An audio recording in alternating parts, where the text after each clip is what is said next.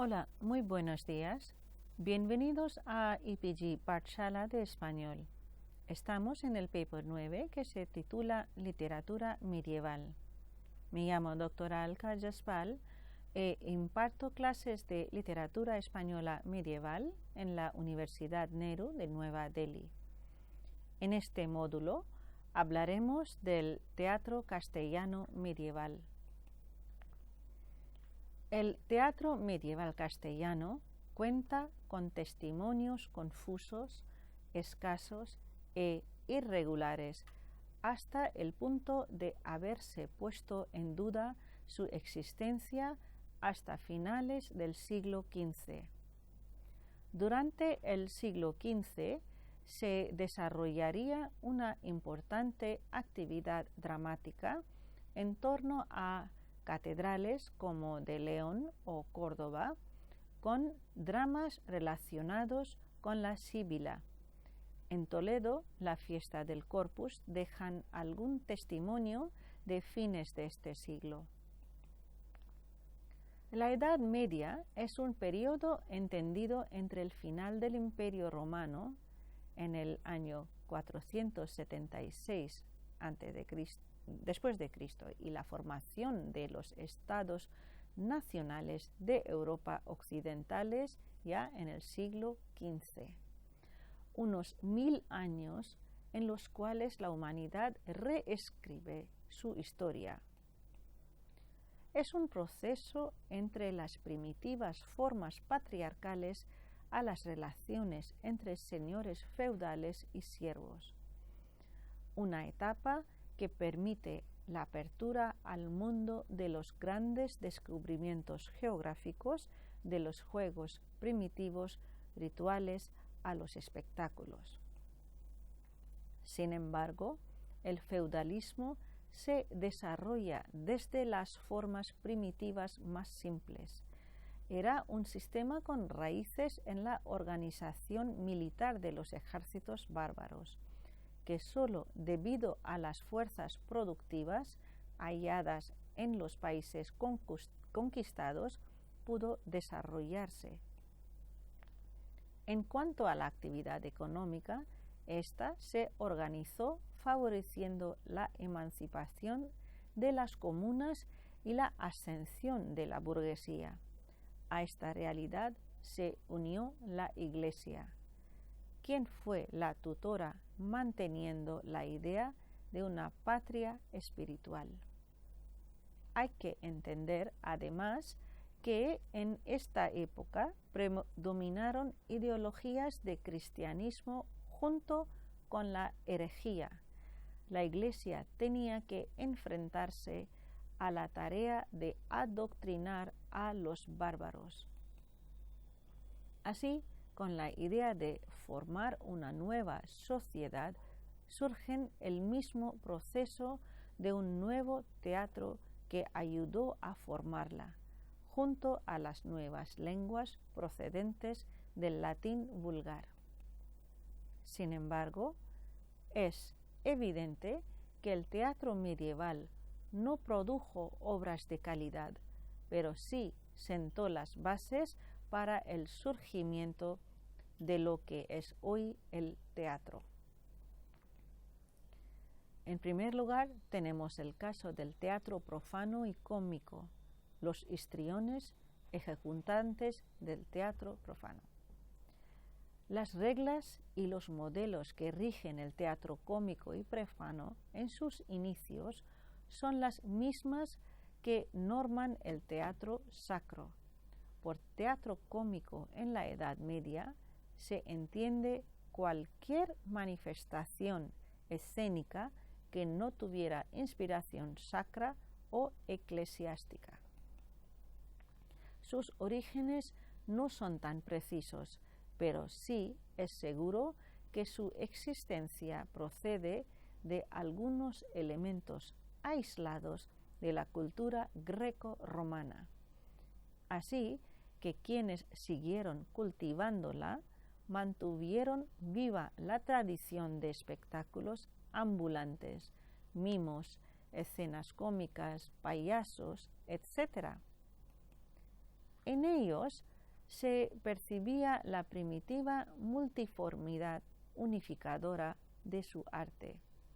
El canto, la narración, la danza, escenitas caracterizadas por juegos, acompañamiento musical, todo existía como un todo orgánico, pero no tenía el nivel que le podía proporcionar vida propia. Con respecto a la formación del teatro, los histriones aportaron mucho, pero les faltaba saber crear imagen psicológica. En el segundo lugar tenemos la farsa. La farsa surgió de modo elemental debido a la gravitación del gusto popular por las representaciones de la vida real y adquirió su nombre por el hecho insípido de las representaciones de misterios. Sin dudas, los juegos carnavalescos contribuyeron a engendrar el principio de la representación cómica, paródica, característica de los espectáculos de la Edad Media. La fundamentación característica de la farsa es la espontaneidad en la representación de la realidad. No tenía otra finalidad que la de divertir. Esto implica que el género tenga bien claro el hecho de que no debe apartarse de su realidad de donde proviene, describiéndola como forma cruel y sin mediaciones literarias. Así, sus personajes son elementales y universales.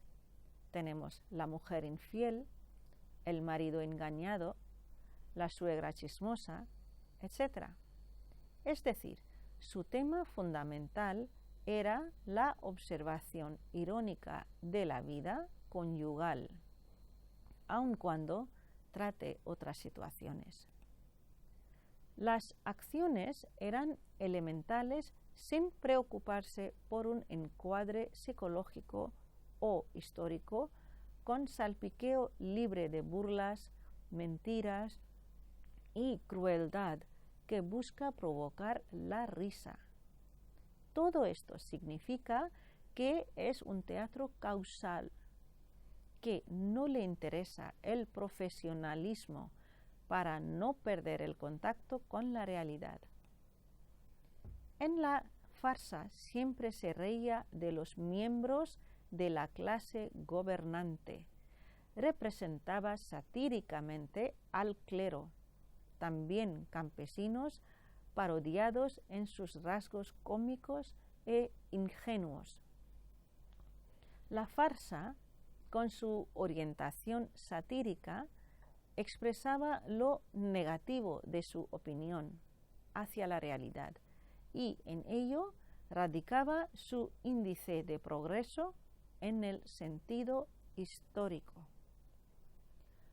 Puede deducirse de lo anterior que uno de los legados de importancia de la farsa fueron los conjuntos de actores profesionales.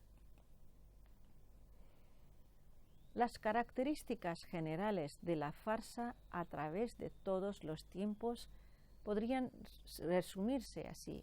En primer lugar, eran obscenos, la obscenidad. Había también infortunios físicos. Figuraban estratagemas del argumento, el ingenio verbal, la incongruencia de los personajes. Había comedia de ideas o sátiras. Por otra parte, tenemos el otro tipo de teatro, que es el teatro religioso o los misterios. Las piezas con milagros se denominaban los milagros relacionados con San Nicolás y la Virgen María eran muy populares. En Francia estas dramatizaciones fueron llamadas misterios y en Italia se denominaban sacre presentazioni, en España autos sacramentales. Los milagros con la intervención de la Virgen María forman el ciclo de los Miracles de Notre Dame o Milagros de Nuestra Señora. En el teatro religioso también se cuenta con un repertorio mundano.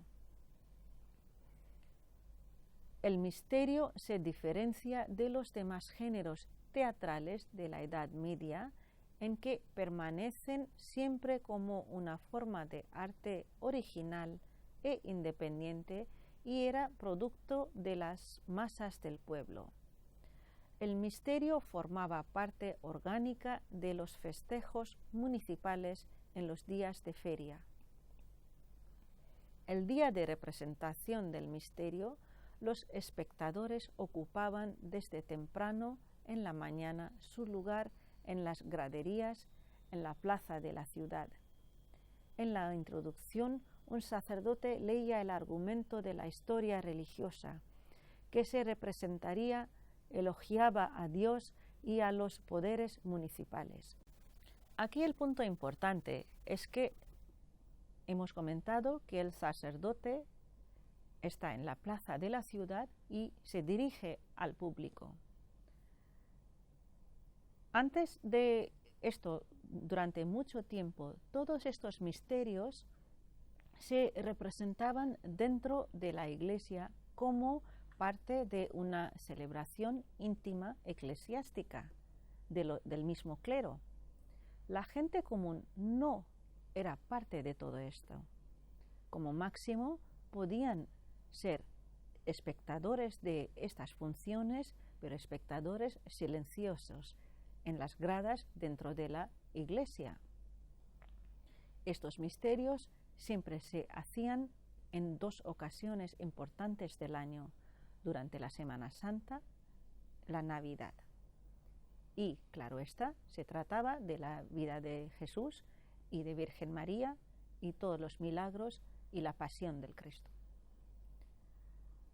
Con el auge de la juglería, del mester de la juglería y toda la situación sociopolítica por la que pasaba la sociedad medieval, tenemos que tener en cuenta que la agricultura estaba en mal estado.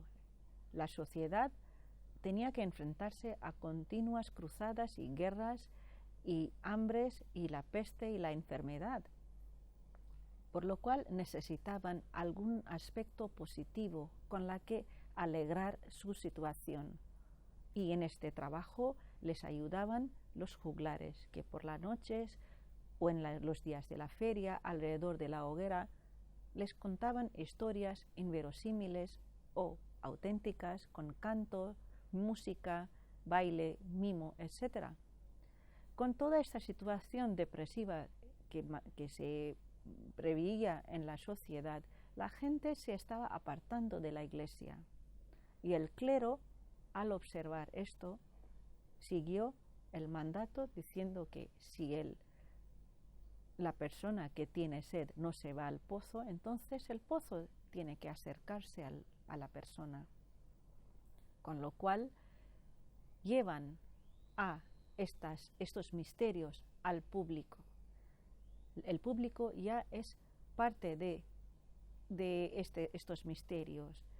Claro está, desde dentro de la iglesia estos misterios ya pasan a representarse en las puertas de las iglesias, donde la gente puede ver, por ejemplo, cómo viene la estrella anunciativa de la muerte de Jesús, cómo vuelan los ángeles, el nacimiento, la ascensión de Jesucristo y la ascensión de Virgen María. Eran aspectos muy, muy cercanos a su corazón. Entonces, a partir de este momento es cuando el clero lleva estos misterios a la sociedad en la calle.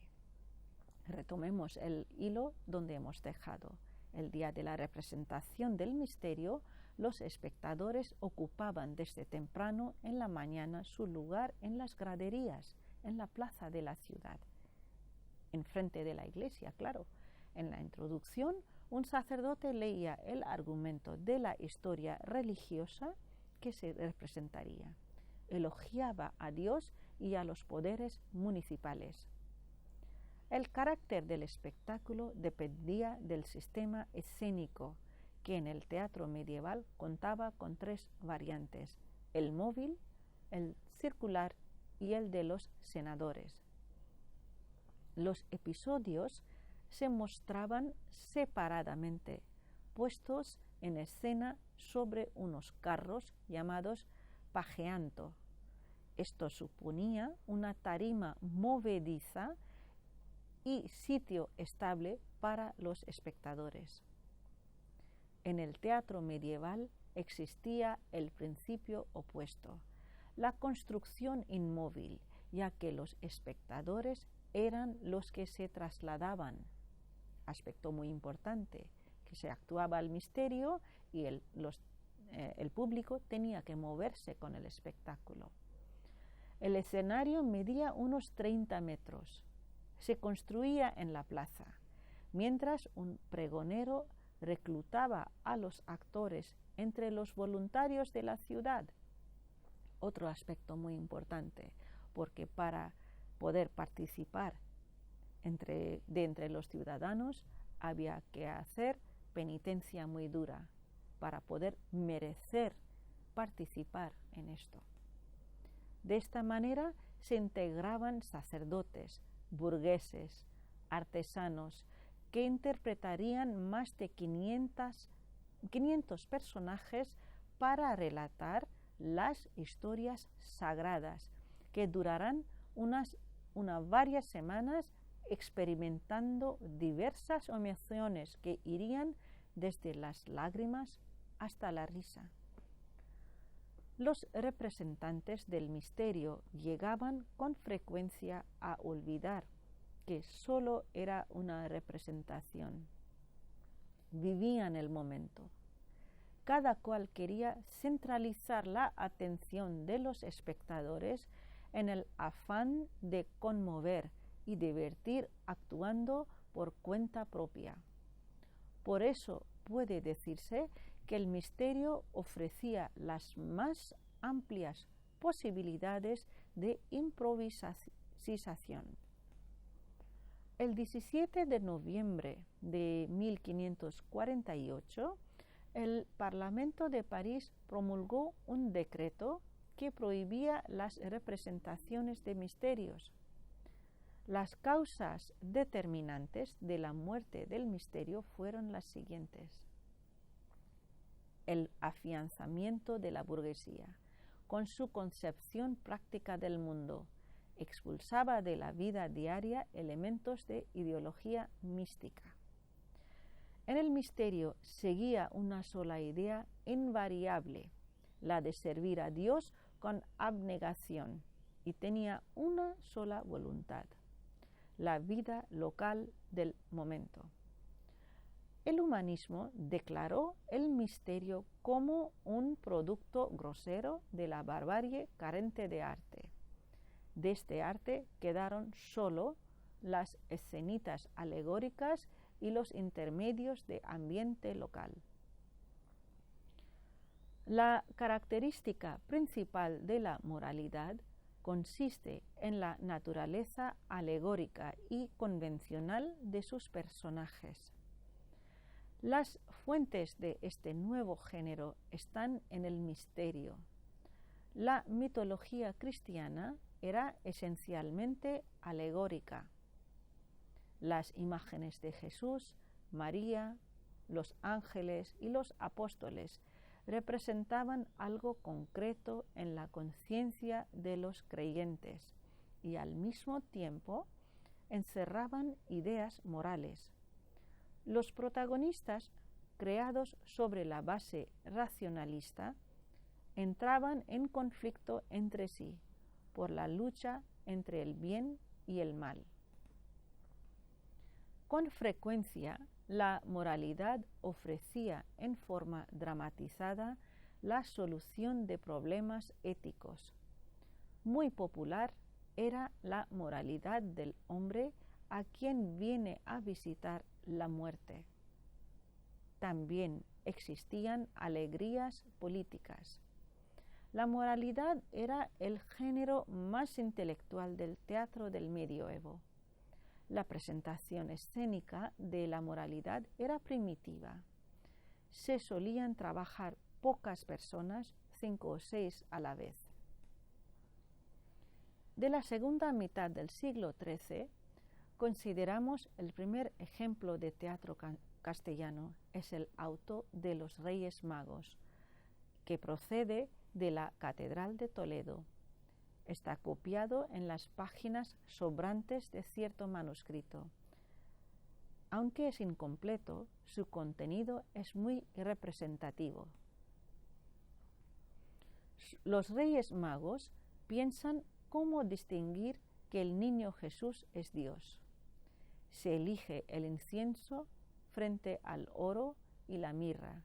Mostrará su naturaleza divina. Preguntan a Pilatos, que, alarmado, pide consejo a los sabios y rabíes traidores. Es probable que en la península se hayan perdido más textos de representaciones teatrales que de otros géneros literarios. En el siglo XV se observa un auge de la orden franciscana y de autores importantes que componen para ellos. También se dramatizaron las lamentaciones hechas para la Semana Santa, en que la Virgen María y San Juan lloran la pasión de Cristo, junto a otras obras dialogadas. También de un convento franciscano se conserva la obra titulada El auto de la huida al Egipto, fechado entre 1446 y 1512, y es anónima. Trata de la ida y vuelta de la Sagrada Familia a Egipto. San Juan Bautista, ermitaño, convierte a un peregrino a la fe de Cristo. Durante el siglo XV se desarrollaría una importante actividad dramática en torno a catedrales como León o Córdoba y Toledo. El más importante es el auto de la Pasión, escrito entre el año 1486 y 1499, año en que muere su autor, Alonso de Campo. El texto conservado parece ser un borrador, copiado al final de un libro de cuentas. Narra la pasión de Cristo, basada en algunos versos de la obra Pasión Trovada, de años anteriores al de 1480, y fue escrita por Diego de San Pedro. La obra comienza con la oración de Jesús en el huerto y su diálogo con un ángel, tras lo cual se dirige a los apóstoles que duermen. Judas lo traiciona. Una mujer reconoce a San Pedro, que niega a su maestro e inicia un planto, seguido de otro de San Juan. Tras la sentencia de Pilatos, San Juan consuela a María, cuyo planto encierra el auto.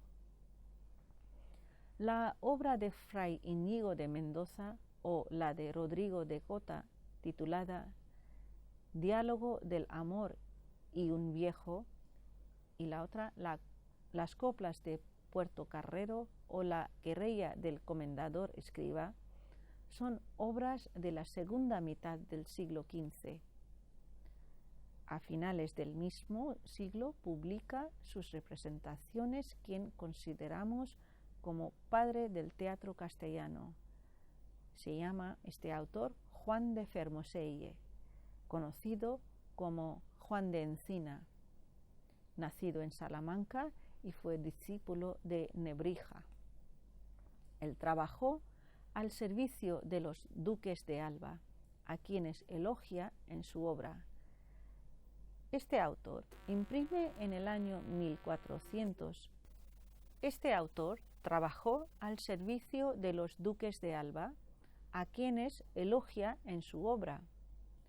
Imprime en el año 1496 su cancionero, al final del cual leemos 8 representaciones que incluyen la famosa representación de Navidad, con 4 personajes: los evangelistas, también está la obra La Pasión de Cristo, que trata del carnaval, y la última en la cual la pastora Pascuala elige al cortesano Gil frente al pastor Mingo, casada con Menga. Las representaciones concluyen con un villancico de Juan de Encina. La égloga de las grandes lluvias del año 1498 alude a las aguas torrenciales de este año y al fracaso del autor en sus oposiciones a cantor de la Catedral de Salamanca, que fue ganada por Lucas Fernández. La obra concluye con una égloga de Navidad. La obra titulada El auto del repelón, de esos mismos años, representa un ejemplo de las agresivas burlas de estudiantes a aldeanos.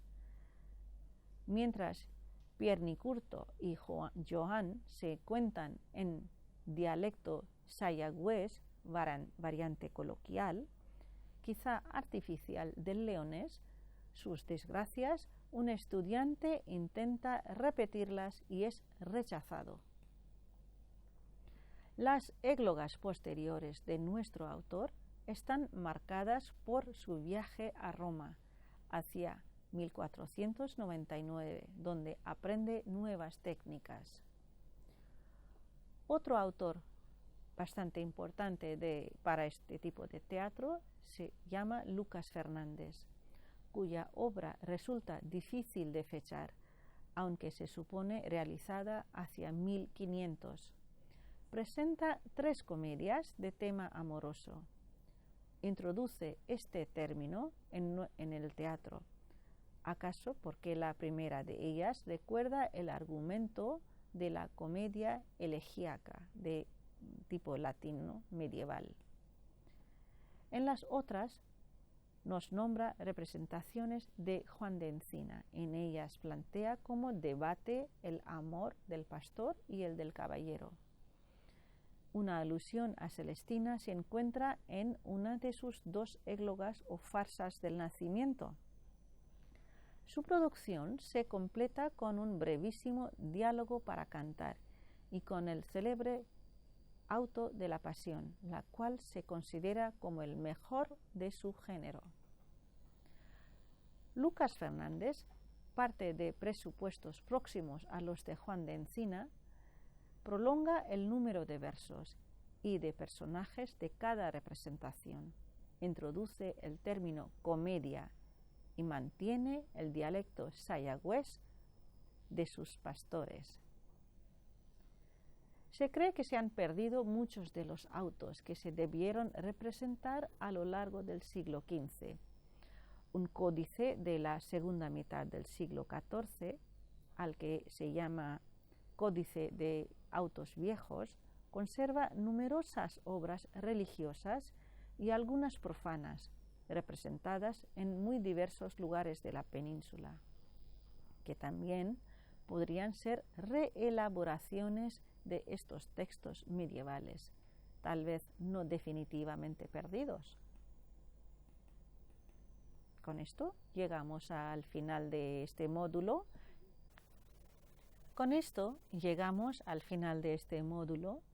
Y les invito a conectar en la red en YouTube y buscar allí algunas representaciones actuales de estos autos y con la música de aquellos momentos, aquellos siglos, que nos alegrará bastante y nos ayudará a aumentar nuestra información. Muchas gracias.